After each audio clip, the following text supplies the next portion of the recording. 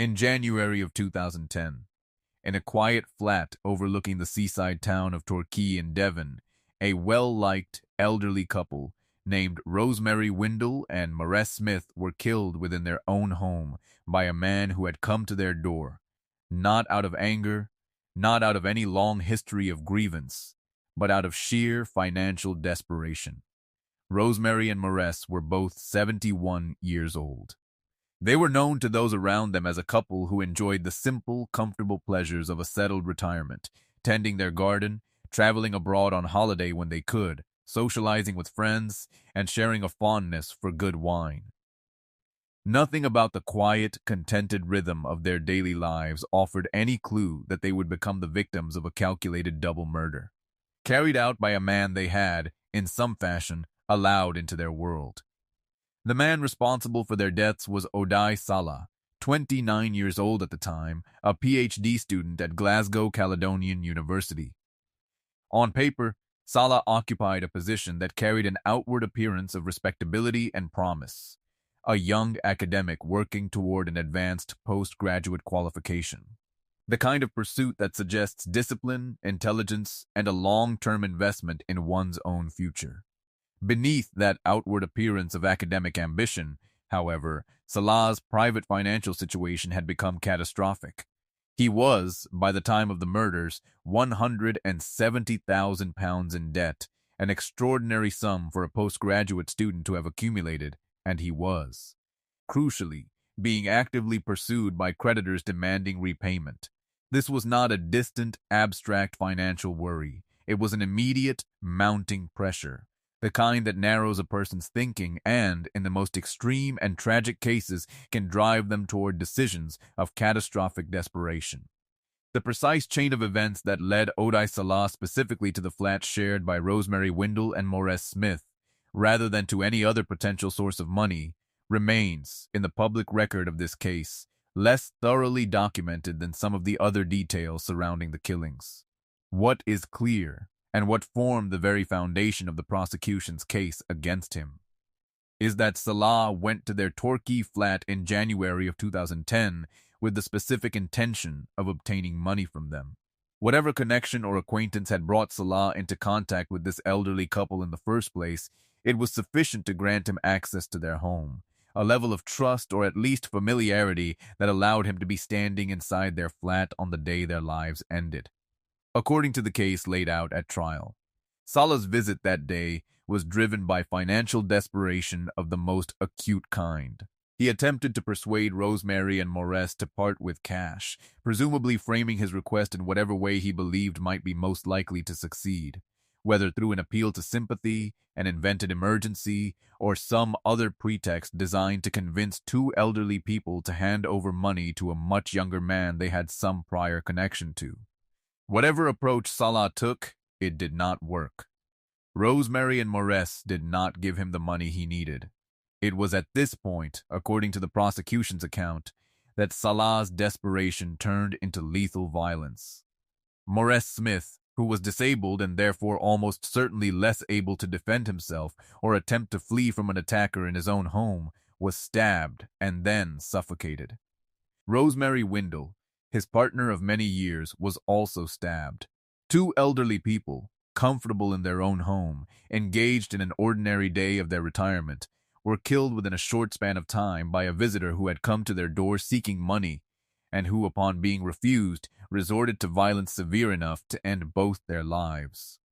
What makes this case particularly chilling, beyond even the brutality of the killings themselves, is what Odai Salah did in the immediate aftermath.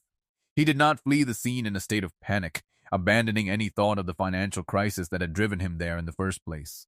Instead, with both Rosemary and Maurice now dead, Salah proceeded to take their checkbooks and credit cards, the very financial instruments that could provide him with at least some measure of relief from the crushing debt that had brought him to their door in the first place.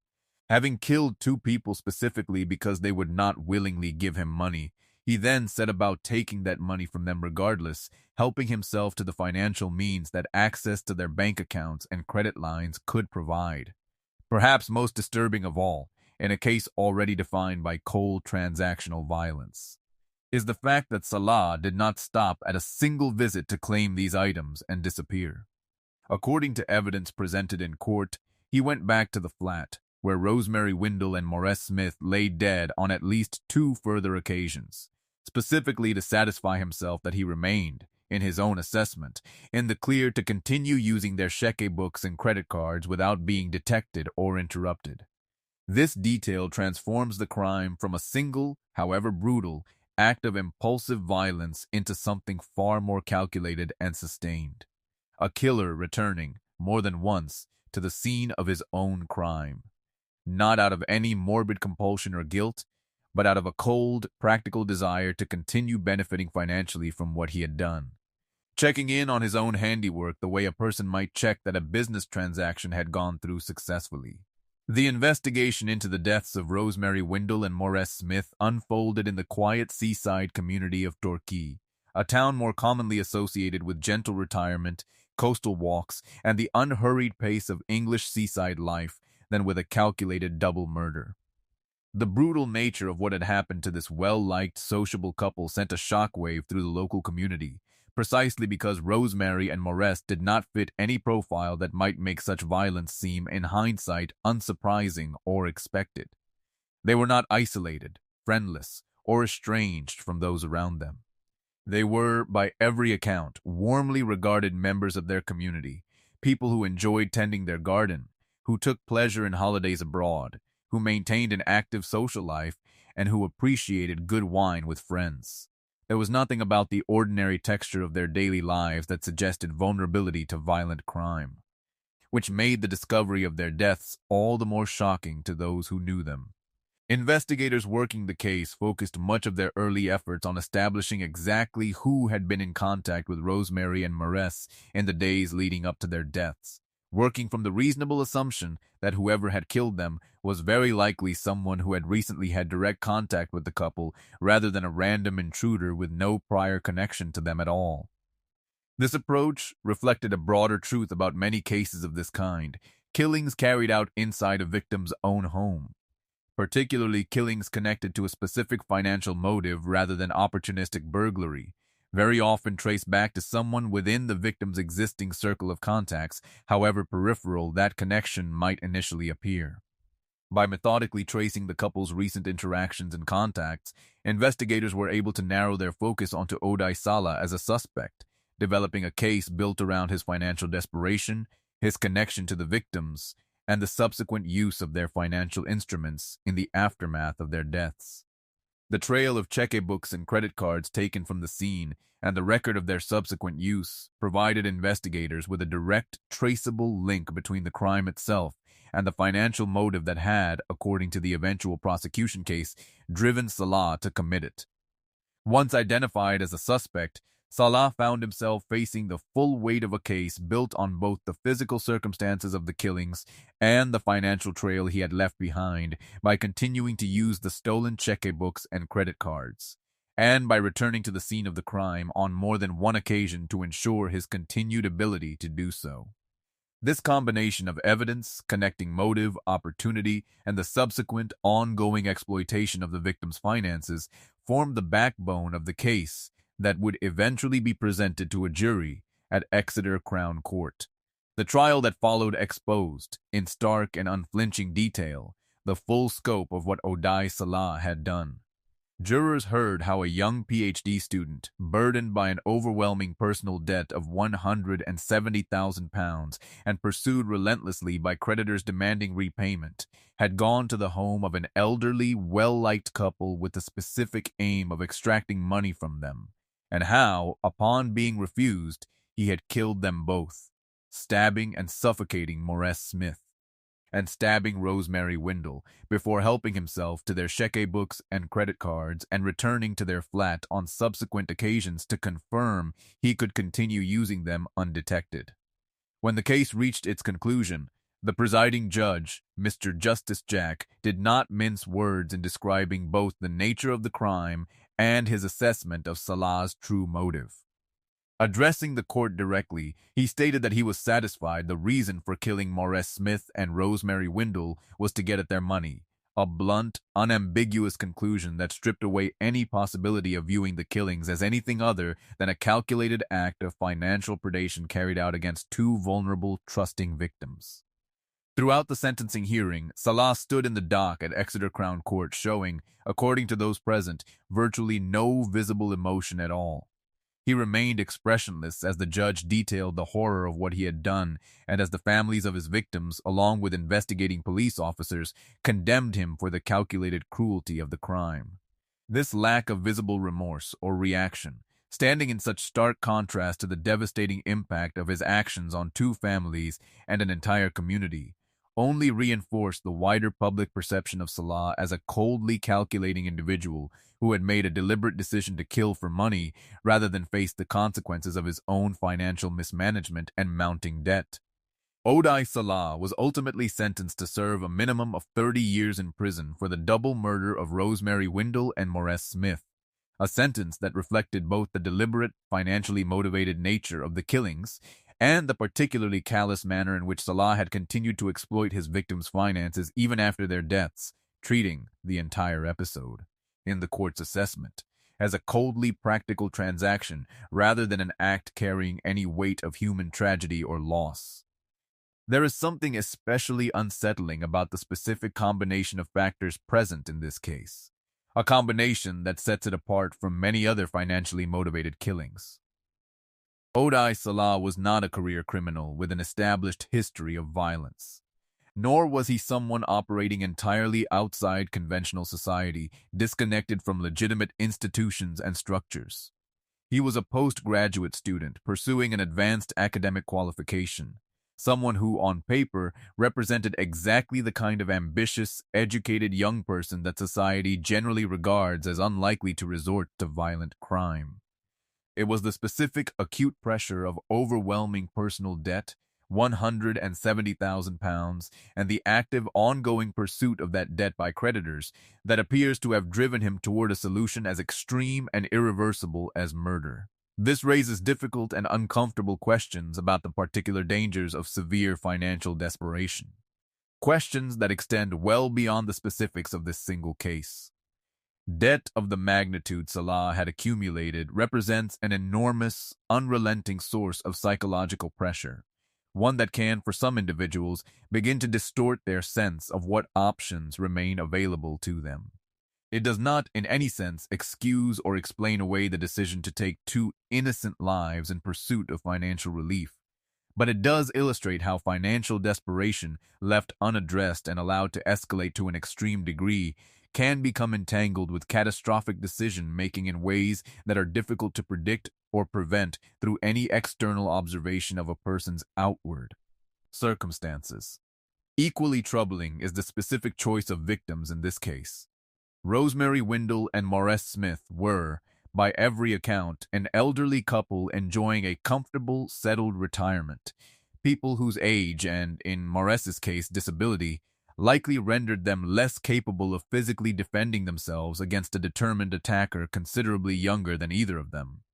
Whether Salah specifically targeted them because of some perceived vulnerability, or whether his connection to them arose through some more incidental circumstance that then hardened into a target once his financial desperation reached a critical point, the fact remains that two elderly, trusting people engaged in nothing more than the ordinary business of their retirement found themselves killed by someone who saw in them not fellow human beings deserving of basic safety and respect, but simply a potential source of the money he desperately needed. The decision to return to the scene of the crime multiple times after the killings, specifically to confirm his continued ability to use the stolen checkbooks and credit cards, stands as perhaps the single most chilling detail to emerge from this entire case. It reveals a mind capable of compartmentalizing the horror of what had just occurred, treating the practical, financial aftermath of a double murder with the same kind of methodical attention one might apply to confirming that a business arrangement remained secure and undisturbed. There was no evidence in the account that emerged at trial of panic, of a desperate attempt to flee the country or disappear entirely. Instead, there was a calculated, almost businesslike continuation of contact with the very scene of his crime, driven by nothing more than the ongoing need to ensure his access to stolen funds remained uninterrupted. For the wider Torquay community, the murders of Rosemary Windle and Maurice Smith represented a profound and lasting shock, precisely because the victims embodied so completely the image of a peaceful, contented retirement that so many people in a seaside town like Torquay hope to enjoy in their own later years. A couple who tended their garden, who traveled abroad when they could, who maintained an active social life and appreciated good wine among friends, offered no outward indication whatsoever that they might become targets of violent crime. Their deaths forced the community to confront an uncomfortable truth that even the most settled, comfortable, and socially connected elderly residents remain vulnerable to exploitation and violence at the hands of someone sufficiently desperate and sufficiently willing to see them not as people, but as a means to an end. The families of Rosemary Windle and Maurice Smith, along with investigating police officers, were united in their condemnation of Odai Salah at the conclusion of his trial, a condemnation rooted not simply in the fact of the killings themselves, but in the specific, calculated cruelty with which he had carried them out, and then continued to exploit his victims' finances in the days that followed. The sentencing judge's blunt assessment that Salah had killed Rosemary and Maurice specifically to get at their money left no room for any mitigating interpretation of the crime as an act of sudden, uncontrolled panic or desperation. It was, in the court's clear judgment, a deliberate, financially motivated double murder carried out against two vulnerable, trusting victims who had done nothing more than decline to hand over money to a young man in desperate financial circumstances. What remains in the aftermath of this case is the memory of who Rosemary Windle and Maurice Smith actually were before their deaths. A couple who had built over the course of long lives a settled, contented existence together, marked by simple pleasures. A well-tended garden, holidays abroad, an active social life, and a shared appreciation for good wine among friends. They were not in any sense reckless or careless people. They were simply an elderly couple going about the ordinary business of their retirement, who happened to have some connection, however it originated, to a young man whose financial desperation would ultimately prove fatal to them both. Their deaths stand as a stark reminder that violent crime does not require a victim to have done anything wrong, to have taken any unnecessary risk, or to have shown any particular vulnerability beyond simply being present, and simply being unwilling to hand over money to someone determined enough to take it from them by whatever means necessary, including the taking of their own lives. Odai Salah's 30-year minimum sentence ensures that he will spend the greater part of the remainder of his own life in prison, a consequence that stands in stark, permanent contrast to the brief span of time it took him to end the lives of two people who had, in all likelihood, considered him someone they knew, someone they had let into their home, someone who did not, on the surface, present as a threat until the moment his desperation for money overrode whatever restraint might otherwise have held him back.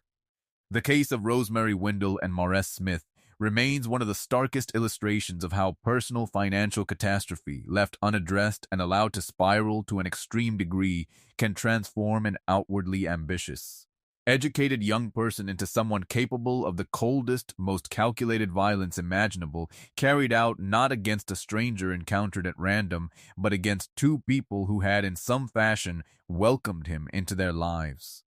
It is worth considering in greater depth what this case reveals about the particular vulnerability that comes with being an older, trusting couple in a quiet coastal community, a vulnerability that has nothing to do with any lapse in judgment on the part of the victims themselves, and everything to do with the willingness of a determined individual to exploit whatever connection or access they had managed to establish. Rosemary Windle and Maurice Smith did not invite danger into their lives through any recklessness of their own. They lived exactly as countless other retired couples across Britain live, modestly, sociably, taking pleasure in small comforts like a well-tended garden and the occasional holiday abroad. It was precisely this ordinary, unguarded way of living, opening their door to someone with whom they had some prior connection, that gave Odai Salah the opportunity he needed to attempt his desperate request for money, and ultimately, when that request failed, to turn to violence instead. There is a particular pattern that recurs across many cases involving elderly victims and financially desperate perpetrators. A pattern in which the perpetrator does not begin with any intention of violence, but instead arrives hoping that persuasion, appeals to sympathy, or some invented emergency will be sufficient to extract the money they need. It is only when that initial approach fails, when the victims prove unwilling or unable to provide what is being asked of them, that the situation escalates into violence, often with a speed and brutality that reflects the perpetrator's own sense of having no other options left. Whether Odai Sala arrived at the flat in Torquay already prepared to resort to violence if his request was refused, or whether the fatal escalation occurred only in the moment itself, driven by panic and desperation rather than premeditation, the court's own conclusion that the killings were carried out specifically to get at the couple's money suggests a level of calculation that extended at minimum to the immediate aftermath of the violence itself. That calculation is most clearly visible in what Salah did once Rosemary and Maurice were already dead. Rather than fleeing in panic, disposing of any evidence linking him to the crime, or attempting to distance himself entirely from the scene, he instead took the time to gather their checkbooks and credit cards, items that represented, to a man drowning in £170,000 of debt, a potential lifeline against the creditors pursuing him. This decision to prioritize the practical financial opportunity presented by the crime, even in its immediate aftermath, speaks to just how consuming and overriding Salah's financial desperation had become by that point. It was not simply background pressure sitting quietly behind an otherwise ordinary life. It had become the dominant, organizing force behind his actions, powerful enough to override any instinct toward self-preservation through flight or concealment, and powerful enough to bring him back to the scene of a double murder not once, but on multiple subsequent occasions, purely to confirm that his access to the stolen financial instruments remained secure. This detail, more than almost any other in the case, illustrates the particular psychological toll that severe, unaddressed debt can take on an individual's decision-making and sense of proportion. From the outside, the idea of returning repeatedly to the scene of a crime as serious as a double murder, simply to check whether stolen checkbooks and credit cards remain usable, seems almost incomprehensibly reckless.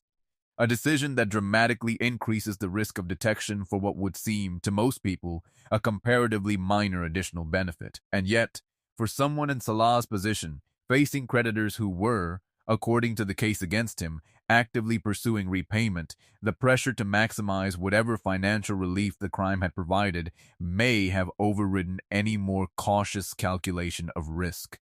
It is a sobering illustration of how completely financial desperation, left to escalate far enough, can distort a person's entire framework for evaluating risk and consequence.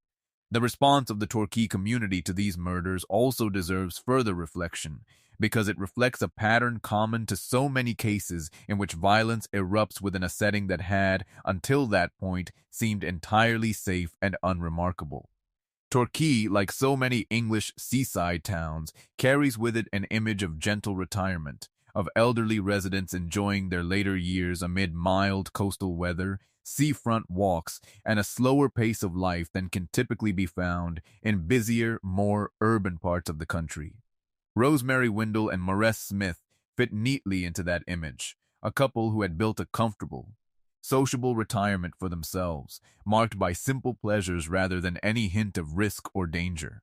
Their murder shattered that sense of safety not only for their own immediate circle of friends and family, but for the wider community that had, until that point, regarded violent crime of this nature as something that happened elsewhere, in other, less peaceful places. It is also worth reflecting on the broader significance of the investigative approach taken by police in this case, an approach centered on carefully tracing every contact and interaction Rosemary and Maurice had experienced in the days leading up to their deaths. This method, painstaking and methodical rather than dramatic, reflects one of the fundamental truths about violent crime committed within a victim's own home. In the overwhelming majority of such cases, the perpetrator is not a random stranger who happened to select a target opportunistically, but someone who already had some form of access to or connection with the victims themselves. By focusing their efforts on precisely this question, who had spoken to Rosemary and Maurice in the days before their deaths, investigators were able to systematically narrow their search until it led them directly to Oday Salah, demonstrating just how effective this kind of careful contact-based investigative method can be in cases where the motive for a killing lies not in random opportunism, but in an existing relationship between victim and perpetrator, however that relationship may have originated. The eventual sentencing of Oday Salah to a minimum of 30 years in prison reflects the court's unambiguous assessment of both the severity and the calculated nature of his crime. A minimum term of this length ensures that Salah will remain in custody for the greater part of his adult life, a consequence that stands as a stark, permanent counterweight to the brief span of time in which he ended 2 lives and then continued in the days that followed to exploit the financial resources of the very people he had killed. For Rosemary Windle and Maurice Smith's family and friends, that lengthy sentence offers a measure of justice. Though it can never fully restore what was taken from them, a beloved couple whose settled, contented retirement was brought to an abrupt and violent end by a young man whose overwhelming financial desperation had, by January of 2010, eclipsed any remaining regard for the value of human life. What endures in the aftermath of this case is not simply the memory of the violence itself, but the enduring image of who Rosemary Windle and Maurice Smith were before that January day. A well-liked, sociable couple who had spent their later years exactly as so many hope to spend their own, tending a garden, traveling when they could, enjoying the company of friends over a glass of good wine. Their deaths stand as a sobering reminder that the ordinary comforts of a peaceful retirement offer no true protection against the desperation of someone determined enough to take by force what he could not obtain by any other means, and that even in the quietest, most contented corners of English seaside life, violence can arrive without warning, carried through the front door by someone the victims had, in some way, already welcomed into their world. There is one further dimension of this case worth sitting with, and it concerns the peculiar cruelty of a crime motivated not by hatred, jealousy, or any personal animosity toward the victims, but by pure financial calculation. In many of the most notorious domestic and interpersonal killings, some recognizable emotional thread, however dark or distorted, can usually be traced between perpetrator and victim, a betrayal, a grievance, a history of conflict that builds over time toward its terrible conclusion.